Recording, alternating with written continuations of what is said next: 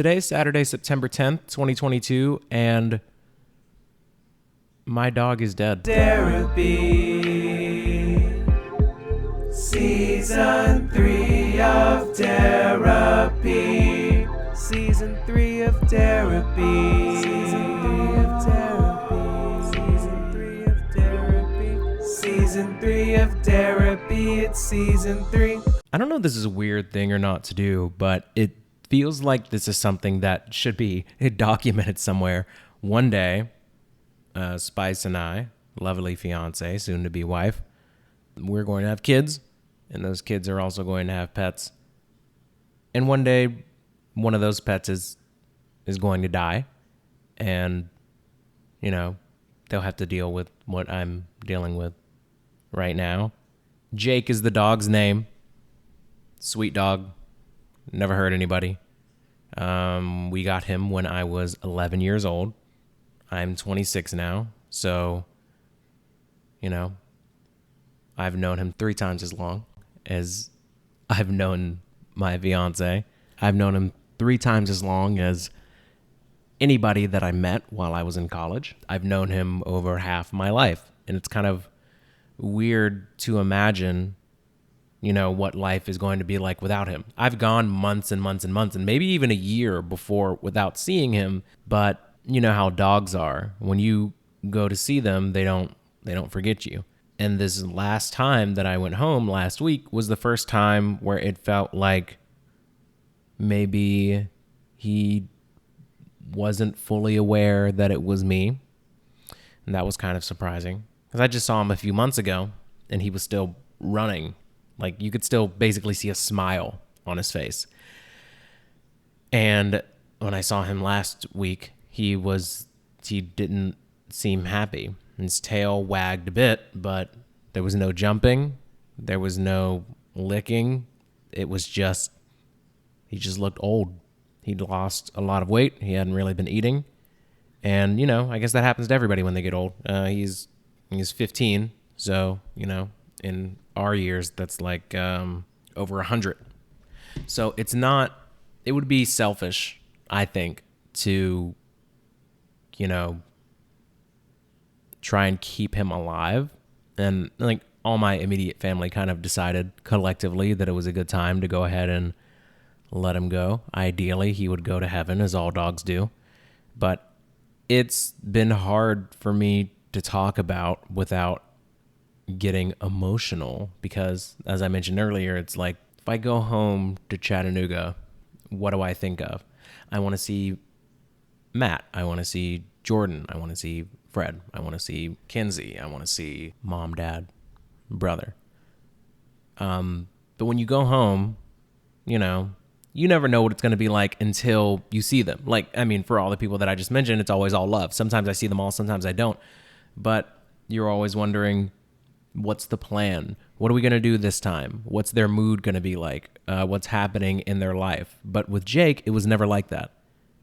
It could be months. It could be a year. And every time I see him, the tail wags. He's jumping. He's running. He's eating. He's walking. It's fine. Dogs don't have any expectations of you besides you being who you've always been with them. And it's just sad that I don't get to look forward to seeing him anymore.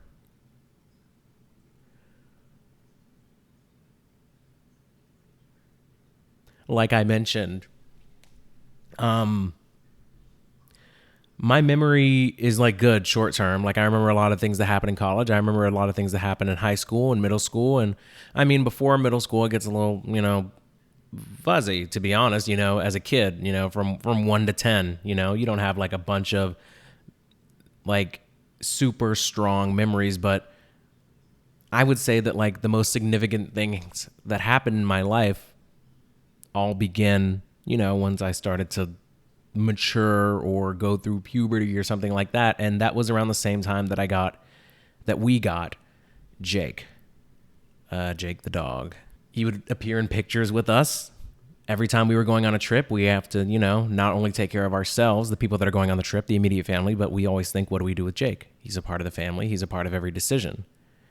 And now it's like that element of our life is just gone.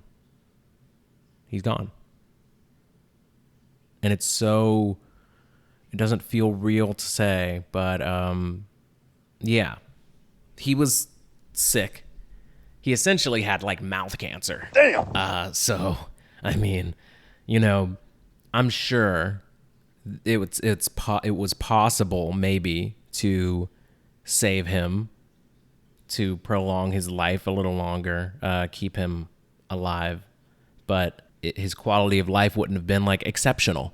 So at that point, it's like you shouldn't drag your feet with stuff like that, And he's a dog; he can't make the decision for himself. He can't be like, "Oof, it's time for me to go." Oof. Like it just doesn't work like that. We've always been responsible for him, so it's our responsibility to decide, when enough is enough. So I don't know. It's like clearly I have no idea how to talk about this because I've been like avoiding even acknowledging it because every time I do, it gets like sad.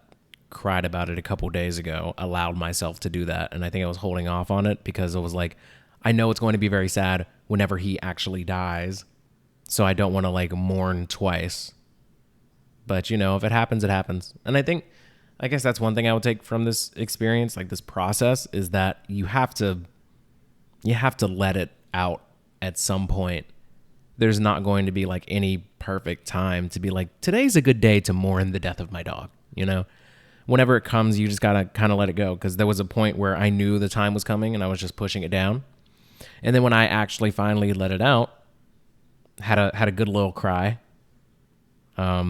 Spice is my witness. And, it was sad, but I already feel better than I did. And that was before he actually even passed. So now it's like done. And I suppose I could have been there for it, but I just didn't want to. I think it was enough. I kind of wish, I think it was good to see him a weekend ago, just to know what condition he was in. So it would feel easier for me to say, yeah, he doesn't look happy. I don't think I don't think we go up from here at any point. Because if I saw him, if the last image I had of him was when I saw him a couple months ago, I would say, why would you put that dog down? He's still running. He's still happy.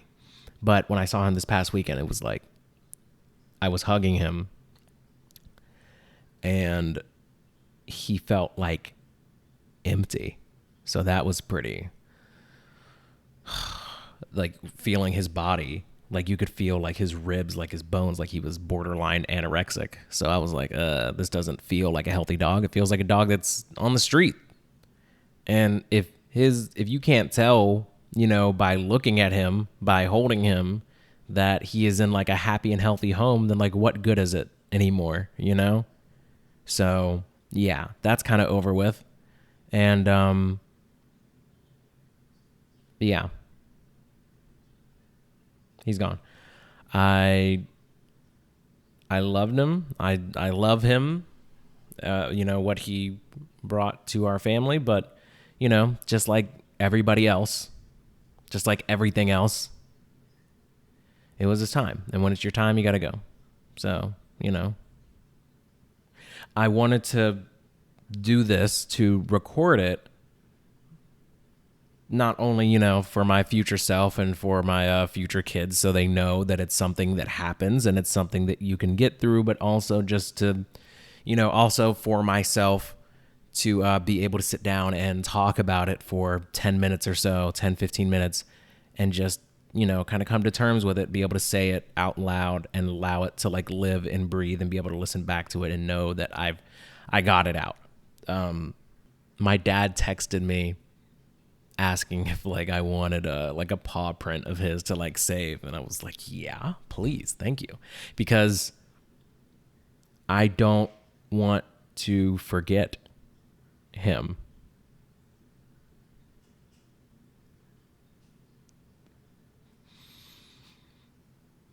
And and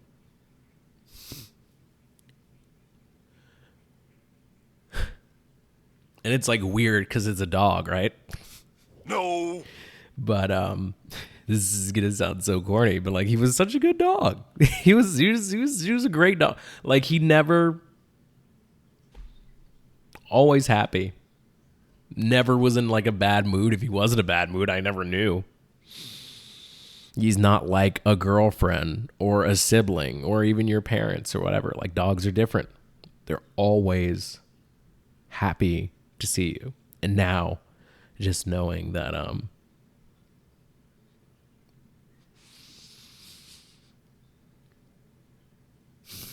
it'll just be nice to have something of him so I can remember him, as the good boy, not as, that old sick dog that I saw a week ago. So yeah, I was like, hey, let's just hop on and record it just to prove that we can talk about it. But here I am like a baby, but he was a member of our family.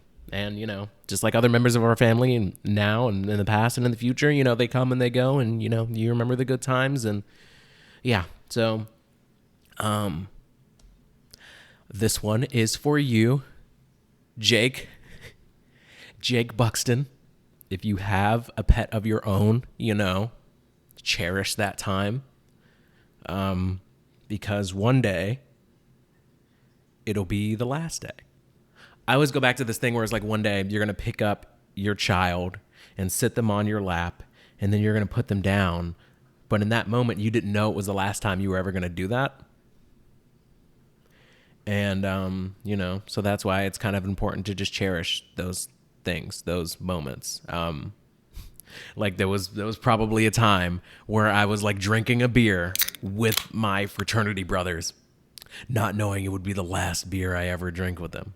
There was a time where, the last football game I played with my high school, like I knew it was the last time, but I didn't know what that would mean. The last time I walked Jake, I don't think I knew it was going to be the last time.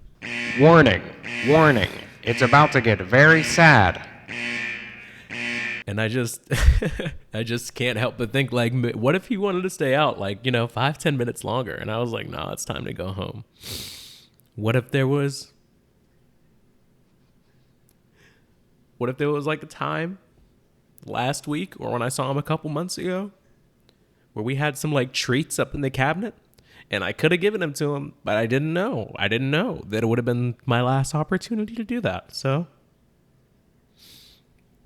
if you have someone or a pet in your home, let them have the extra treat, because one day they're going to get mouth cancer. Jesus Christ.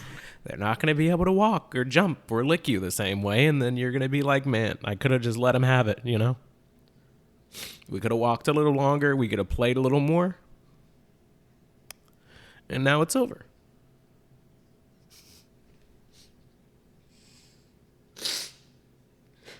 Hey, will you come take a look at this? Yeah, what's going on? Well, I think he's crying on the podcast. Like, shouldn't we cut that out? No. It's good. Like, if he didn't want people to hear it, then he would just like stop recording, Yeah, that's what I thought. But also at the same time, it's like with the ability to edit the podcast, it's like, shouldn't we?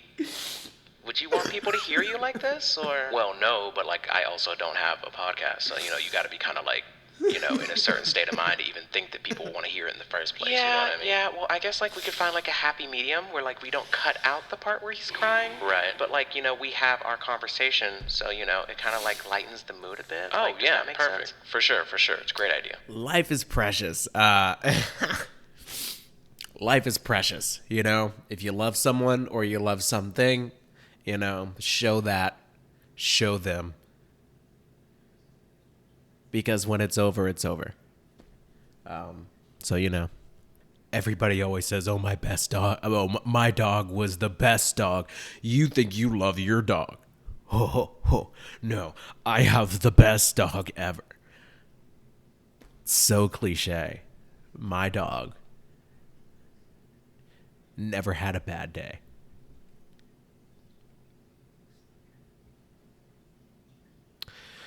So, yeah. I'll be all right. Are you sure about that? All right. Love you. Mean it. Next episode, I will not be crying. Enjoy the outro. Thank you so much for joining me in Derapy today. New sessions every Monday, Wednesday, and Friday. Follow me on Spotify. Follow me on Apple Podcast. Absolutely free. Give me 5 stars if you enjoyed. If you didn't like it, I mean, don't do anything. But, I mean, share it. Maybe somebody else will like it.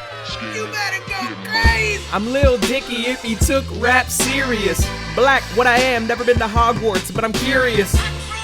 Haters see the numbers and they furious. I'm a small man, got big plans, I'm Tyrion. I drink and I know things. One more Game of Thrones reference and you'll shut it off. Send me off to Castle Black, cause I swear to God, I want it all. All the smoke that I can handle, but I'm not a smoker. Gambling with these investments in my craft, but never played poker. I'm yelling like I'm Meek Mill, so you can hear me. Competition should fear me, I mean it so sincerely. I'm fighting fire with fire so I can stay hot like Baywatch. Just a matter of time till I blow like a Michael Bay plot. You better stop. But I will not, I simply don't know how. I am way too proud, I'm earning my crowd. I have to stay loud, busy on my grind.